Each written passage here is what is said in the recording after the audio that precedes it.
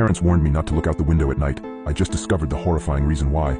Ever since I was a baby, my parents always told me, don't look out the window at night. I always asked them why, but they would just shrug it off with a creepy smile. As I grew older, I stopped questioning it, but I just never could have guessed the horrifying secrets my parents were hiding. Everyone in my town also followed this weird tradition, so I thought it was normal.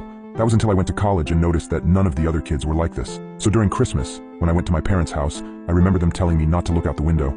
I gave them a smile and a small chuckle before telling them I wouldn't. However, curiosity struck me the moment they left the room. As I lay in the dark, I came to a decision. I was going to look out of the window. Just as my hand came to the sheer white curtain of the guest room, I paused. My mind flashed to that one time when I was 12. My parents were talking in the kitchen. I was home with the flu and was about to make my way to the sink for some water, but I stopped at the doorway. I hid behind the wall, peeking my head out from the doorway just an inch. My mother was crying and my father was holding her and rocking. That poor little girl. I feel horrible for her family, whispered my mother. My father just nodded and continued holding her. I went back to my room after that.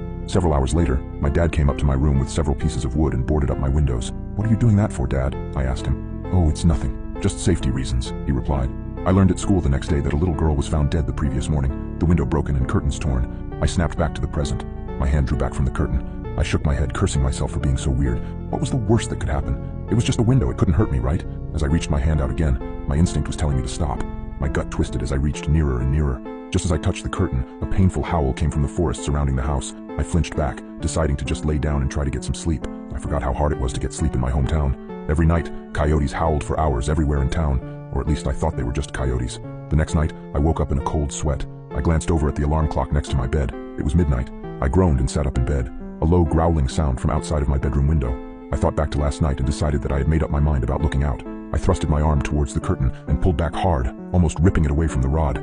I flattened myself against the wall next to the bed for a moment before I put one eye in front of the window. I immediately regretted my decision as I heard claws clacking up the house. I flung myself out of bed, tumbling on the floor.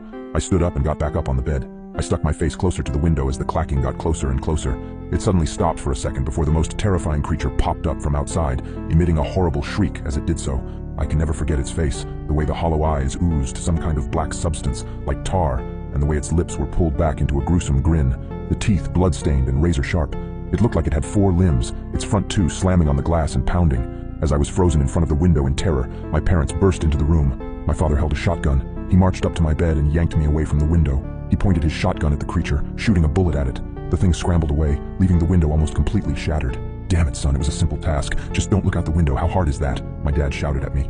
I wasn't processing his words. I was sitting on the floor, arms and legs splayed everywhere in utter shock. What the hell had I just seen? My mother ran to the bedroom door. She had tears in her eyes. Is everyone all right? She asked. Yeah, we're fine. We still gotta get that creepy effing monster, though.